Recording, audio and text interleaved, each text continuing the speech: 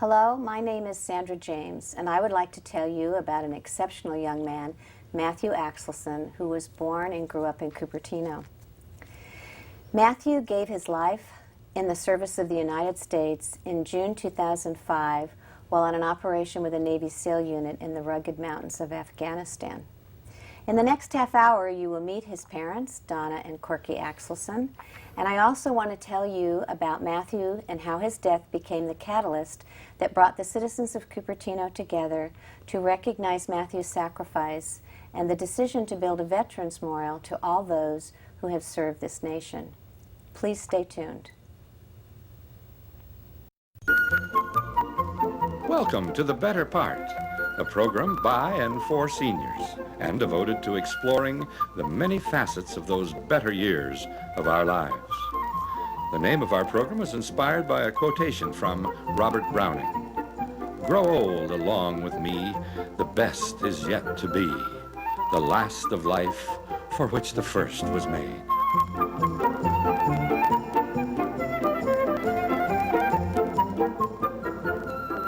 Now, sit back and enjoy a program made especially to provide seniors with useful information, plus some lighter moments to brighten your day.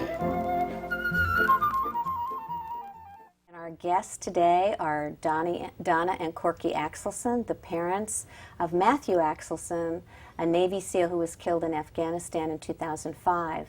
I've known Donna and Corky for a long time. Donna is a resource teacher for the Cupertino Union School District for how many years, Donna?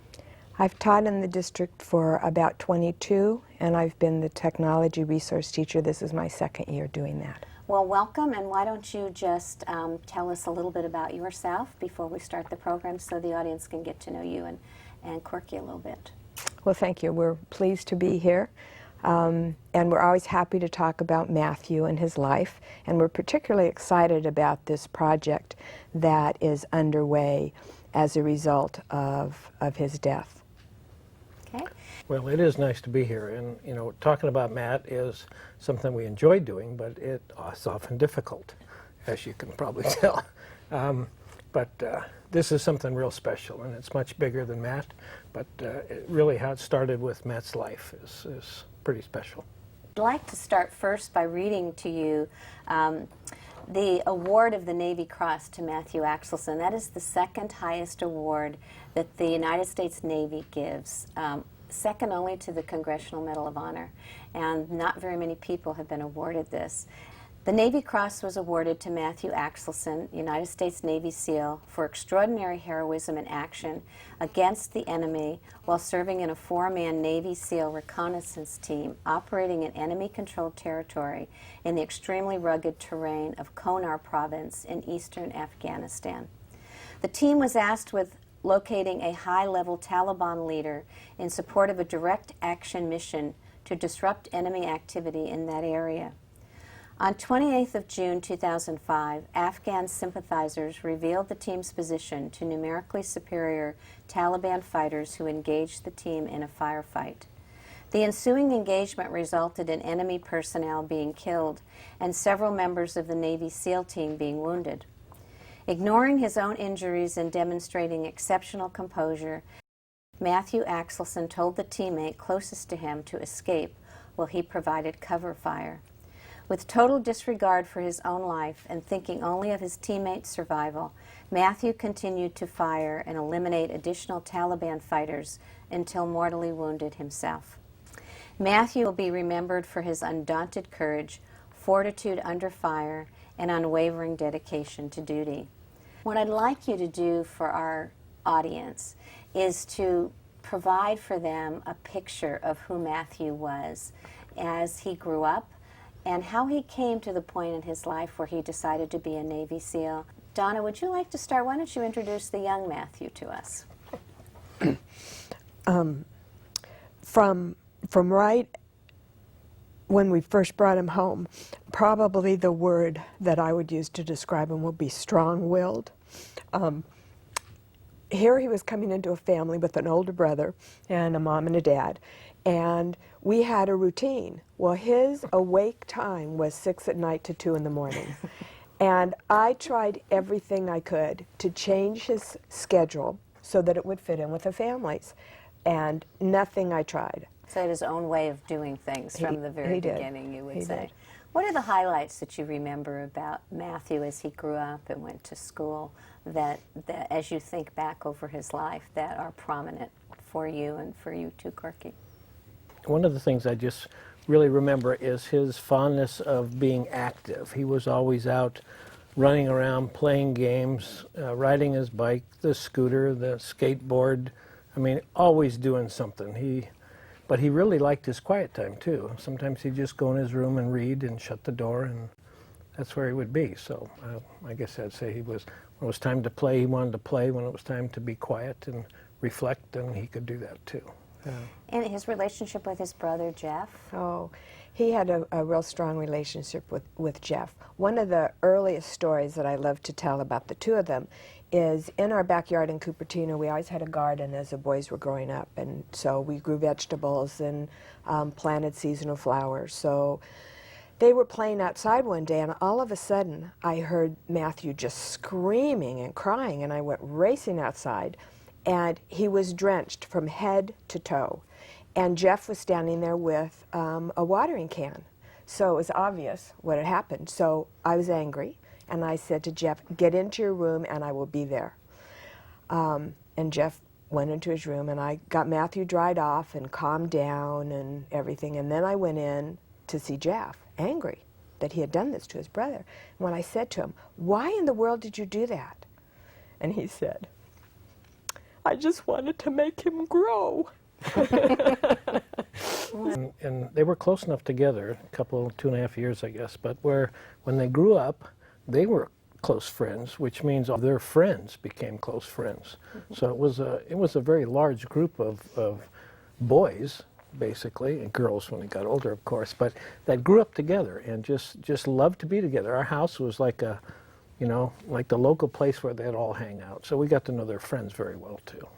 And it seems like the trait of team, as a group, having a partner, supporting and protecting your friends, then that was something that was also part of Matthew's personality as he was growing up. And obviously when you join the Navy SEALs, and we'll talk a little bit more about that too, that's a big part of the SEALs, is that you're always with a partner and you're always part of a team, and you depend on that team for your life, obviously. Yeah. Tell me, I know that you are a very faith-based family, and that your faith is a big part of your life, and therefore obviously was a big part of Matthew's life. How do you think that affected Matthew becoming the type of young man he became and the decision he ultimately made? One of the things that the First Baptist Youth Group did was go on mission trips. They would, in April during spring break, they would go on something called Mad Week, Make a Difference. And then in the summer, they would always do some kind of project. So he was able to travel to Canada, to Mexico, to various places throughout California, and do service to help other people. So he learned early on that it was important to give back, and that's the reason he joined the SEALs, was to give back. How did you feel about that, and what did you say to him? Well, I guess when I was in the service, my prayer was always that my children would never have to go through this. You were in the Vietnam War? Yeah. Jeff and Matt were both very physical. They loved to work out. Our garage was like a gym, so they did a lot of exercising together. And because they had, knew about the body, the muscles, and all those kinds of things, I mean, working out and then hearing about the SEALs and the exercise plan they went through, they just started doing it. I mean, everyone's heard of the SEALs and how, what a unique organization that is, and not just anybody can walk into that. So. One of the young men in the youth group at our church had been in the SEALs. And so both Jeff and Matt had grown up with Ross. So when he went into the SEALs, they continued to see him when he came home on leave. Then when Matthew went to San Diego to go to school, he did 4 years in Chico, and then he went down to San Diego to focus on political science. And one of the roommates at the house was a teammate of Ross's who was still active duty Navy. So they would talk with Chris in the evenings and when he would be around. So their interest in the SEALs was continually growing. And as Corky mentioned, both of them together started training because Jeff also considered going into the SEALs. So now we're to the point where it's becoming serious, and he's in San Diego, and he really has decided he wants to look into this. Now I know that those of us pretty much know that little bit about the SEALs, but you know more about it than we do. And as you lived through Matthew's enlistment, acceptance, his training, talk to us a little bit about what that was like and what you learned in the process of what he was doing and what his life was going to be like. He left for basic training December 28th, 2000. And you mentioned it was... Yeah, that morning, you know, he was the recruiter, whatever, is going to pick him up early in the morning, of course, and we were down there. So he says, I don't want you to come out with me. I don't even want you looking out the window. You know, I just... Don't embarrass me, Mom and Dad, right? Don't embarrass me, Mom and Dad. You know, so when, you know, the knock came at the door, he just walked out and got in the car like he had done it 100 times and drove away.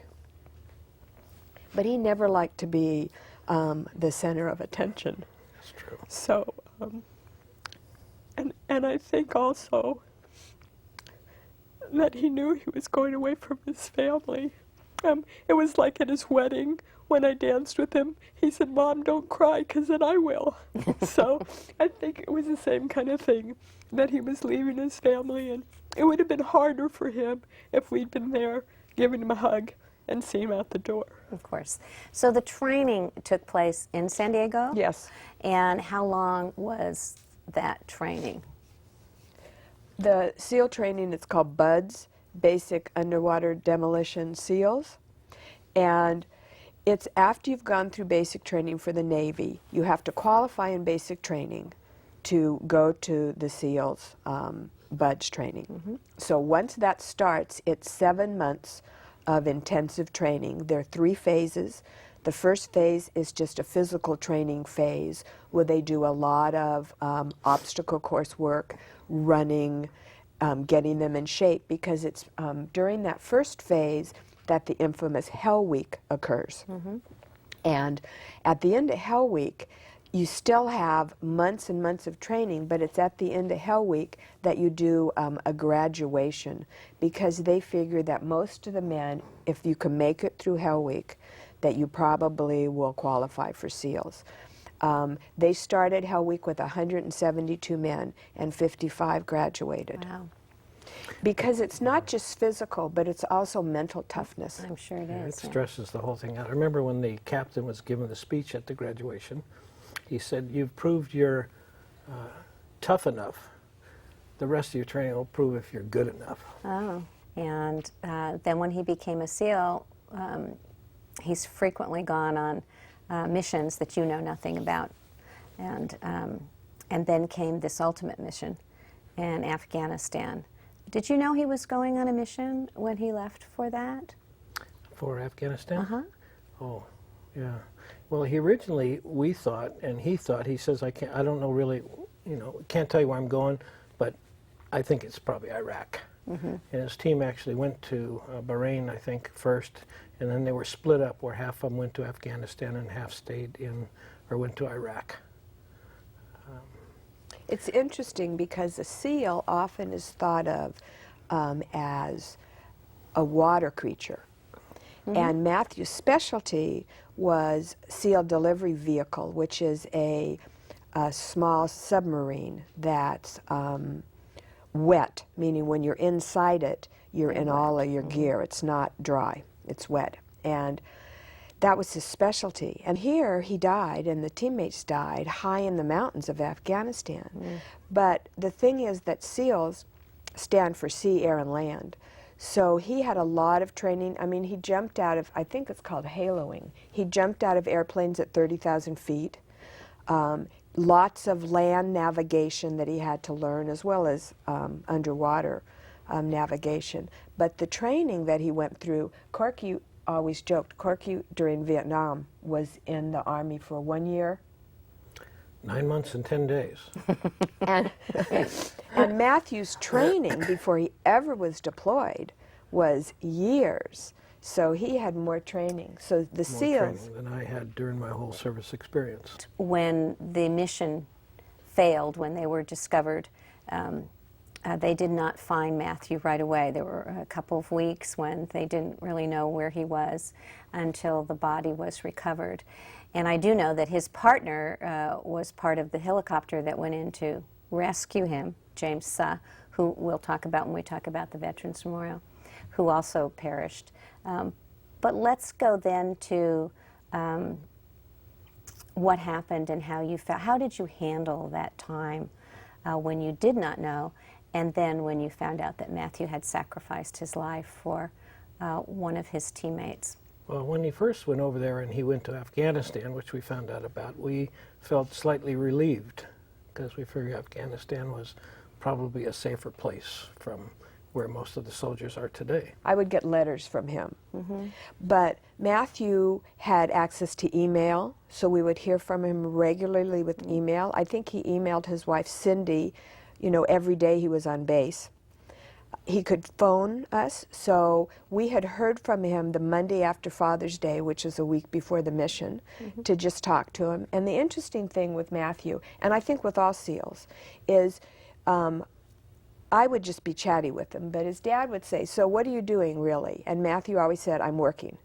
And his dad would say, "Well, what does that mean?" He said, "I'm doing all the things I've been trained to do."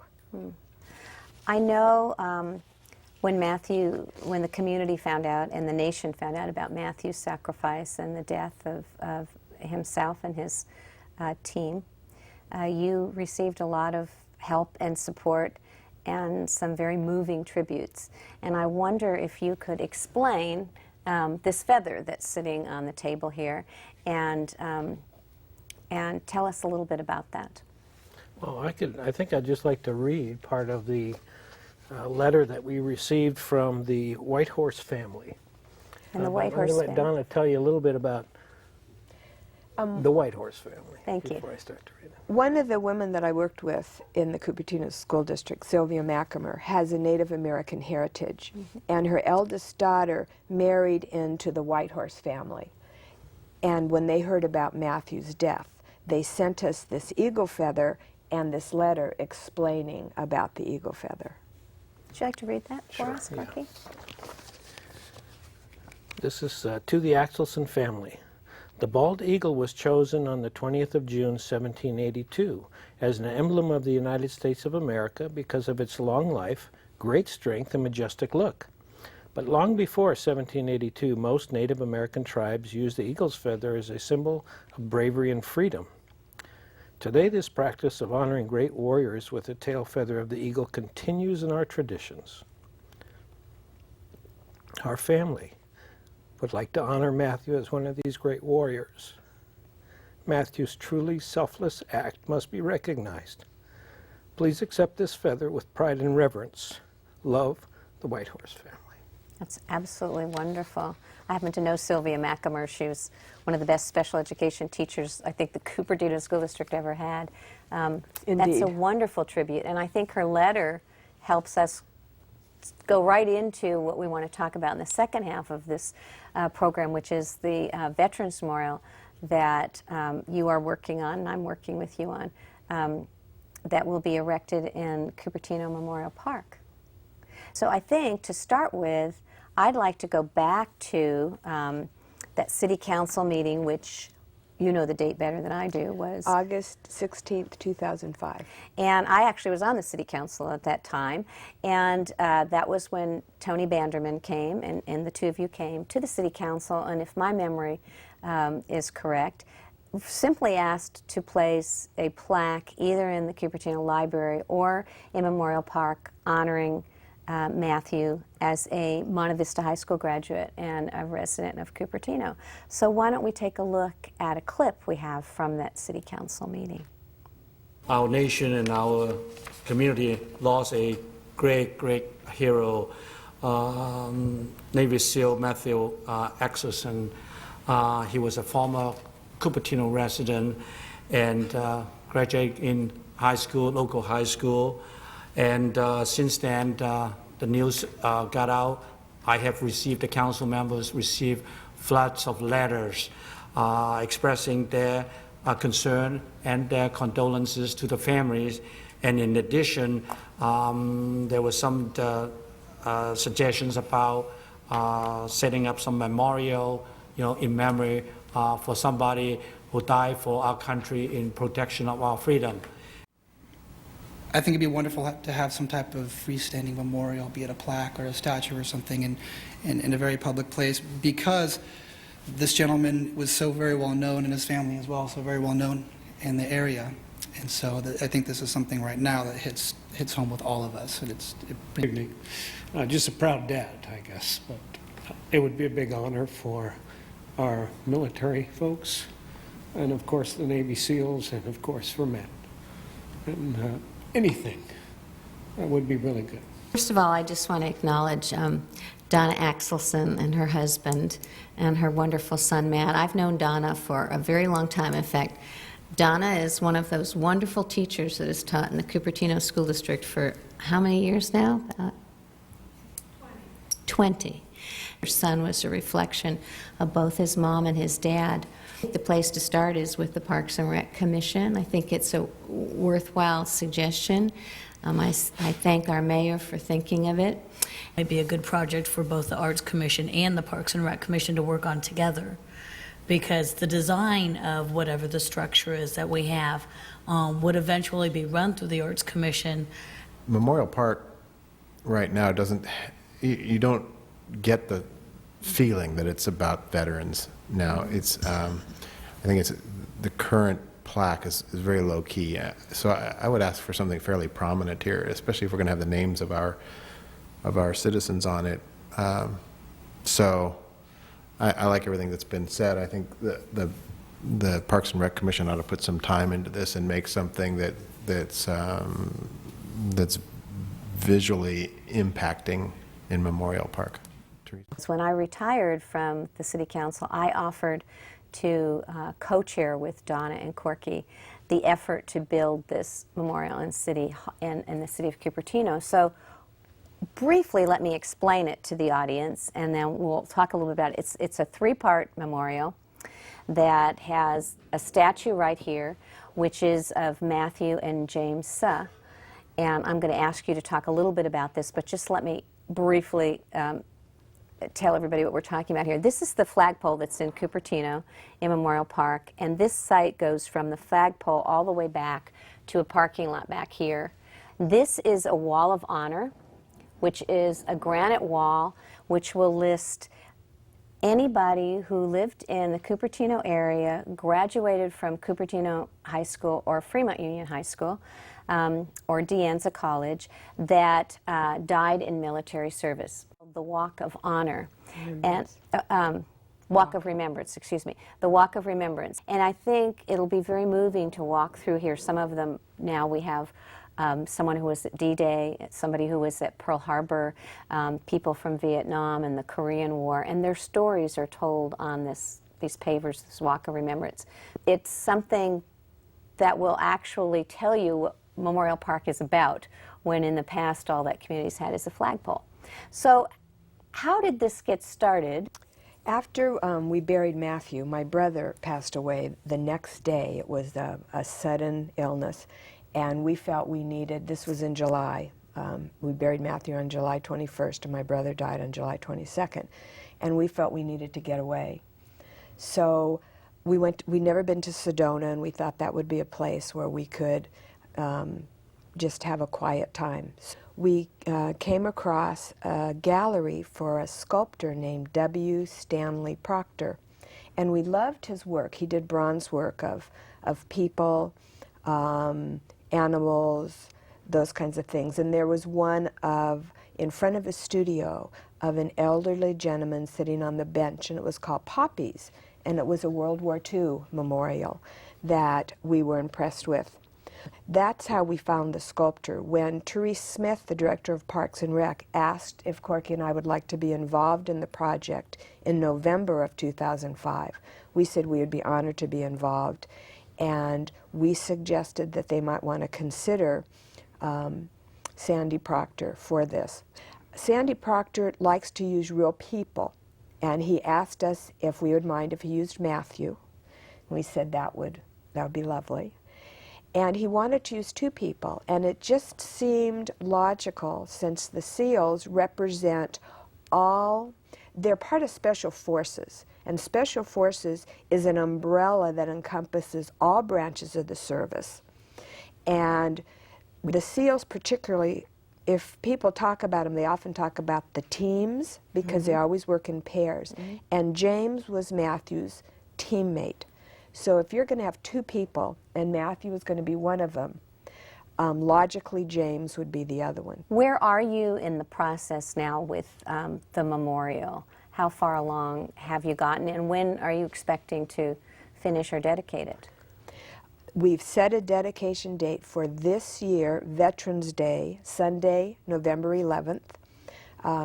The Rear Admiral in charge of Naval Special Warfare has already agreed to speak. We're in the process of putting the program together. I know you have a website that people can check with to get any information they want. If you want to give that website, please feel free to do that. www.CupertinoVeteransMemorial.org. Thank you very much for being with us today. Thank you for having us.